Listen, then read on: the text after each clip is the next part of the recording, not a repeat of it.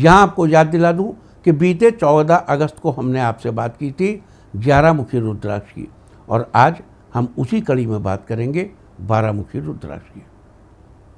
12 मुखी रुद्राक्ष क्या है, ये रुद्राक्ष आपको कैसे फ़ायदा पहुंचा सकता है या आप इससे कैसे लाभ पा सकते हैं, साथ ही 12 मुखी रुद्राक्ष को धारण करने की सही विधि क्या है, शास्त्रों में इस रुद्राक्ष के लिए किन विशेष मंत्रों के जप की बात की कही गई है, आज हम इस सब के बारे में विस्तार से चर्चा करेंगे। तो सबसे पहले ये जानना जरूरी है कि रुद्राक्ष क्या है। हम पहले भी आपसे कई बार ये चर्चा कर चुके हैं, आज एक बार फिर आपको याद दिला दूं, रुद्राक्ष एक पेड़ का फल है जो कि 1 से लेकर 21 मुखी तक अलग अलग स्वरूपों में पाया जाता है, लेकिन शास्त्रों में मुख्यतः 1 से 14 मुखी तक रुद्राक्ष का वर्णन मिलता है। यहाँ बता दूं कि 1 मुखी रुद्राक्ष नहीं होता। जो नेपाल में पाया जाता है उसका नाम है एलियोकार्पस गैनिटस रॉक्सब।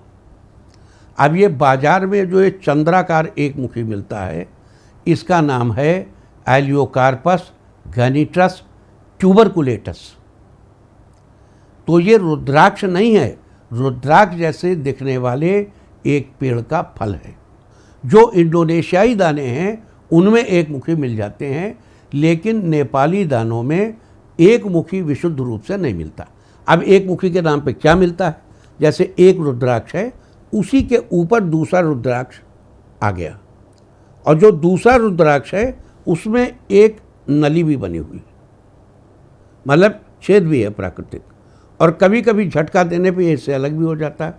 तो चूंकि ये वाला तिरछा होता है तो इसी की शक्ल देख करके वो जो एलियोकार्पस गैनिटस ट्यूबरकुलेटस है उसे मार्केट में लोग धड़ल्ले से बेच रहे हैं, बल्कि उसमें अगर आप चूक जाएंगे और गलत मिल गया तो आपको नुकसान भी।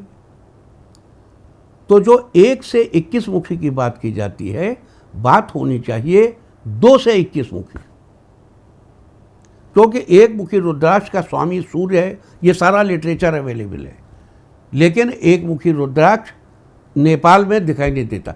उससे मिलते जुलते बहुत से दाने हैं जो 1 मुखी ही दिखते हैं, लेकिन वो रुद्राक्ष की कैटेगरी में उनको नहीं लिया जाना चाहिए। अब आगे चलते हैं और 12 मुखी रुद्राक्ष की बात करते हैं। सामान्यतः 14 मुखी तक के रुद्राक्ष का वर्णन मिलता है। इसके अलावा जिन दानों पर प्राकृतिक रूप से गणेश की सूंड जैसी सूंड बनी होती है उन्हें गणेश रुद्राक्ष कहते हैं, और जिस रुद्राक्ष में प्राकृतिक रूप से 3 दाने एक साथ जुड़े मिलते हैं इन्हें त्रिजुटी कहते हैं। ब्रह्मा विष्णु महेश, एक मौसम में 3 या 4 त्रिजुटी ही पूरे नेपाल में देखने को मिलती है। कुल मिलाकर हर रुद्राक्ष की अपनी एक अलग पहचान और अलग अलग फायदे भी हैं। इस कड़ी में आज हम चर्चा कर रहे हैं 12 मुखी रुद्राक्ष की।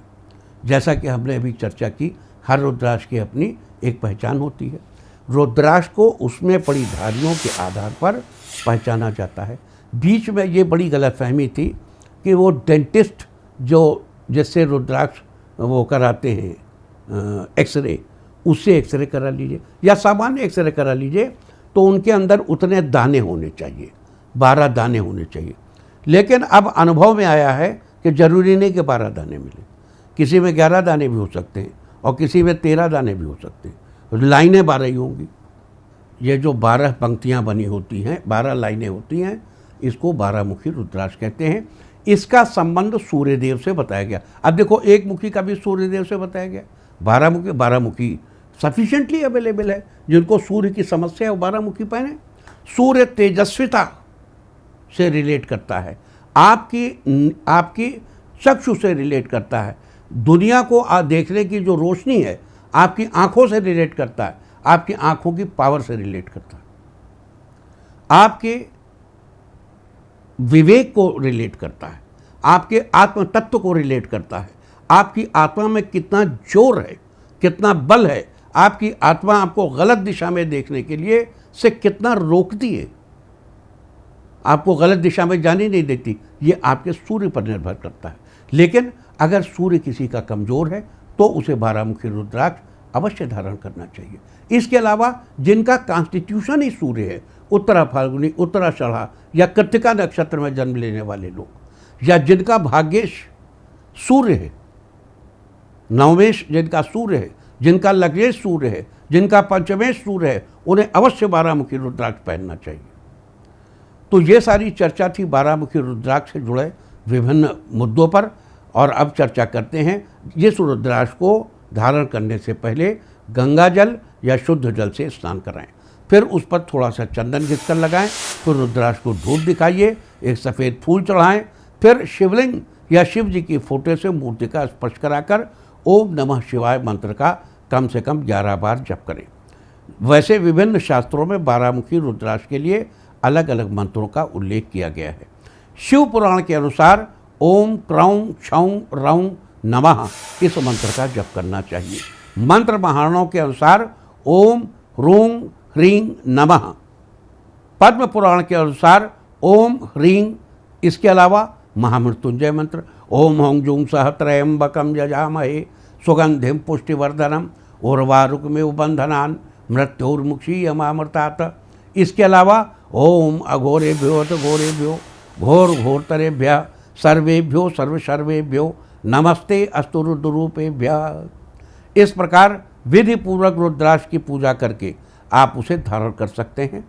रुद्राक्ष पहनने के लिए 27, 54 या 108 दानों की माला पहनना अच्छा होता है, लेकिन व्यावहारिक रूप से गृहस्थों द्वारा इतने बड़े रुद्राक्षों की पूरी माला पहनना संभव नहीं है। अतः 1, 3, 5, 7 या जितने भी विषम संख्या में बन पड़े उन रुद्राक्षों को पहनिए।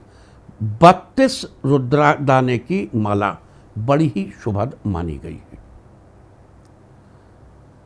छोटे रुद्राक्षों में कम से कम 7 मिलीमीटर व्यास वाले रुद्राक्ष की पूरी माला धारण करें और माला की लंबाई हृदय से नाभि के बीच में रखें। जानकारी के लिए आपको बता दूं कि गले के अलावा शिखा, मस्तक, कलाई और कंधों पर पहनने तथा यज्ञोपवीत के रूप में रुद्राक्ष की माला का उल्लेख देवी भागवत पुराण और शिव पुराण दोनों में ही आया है।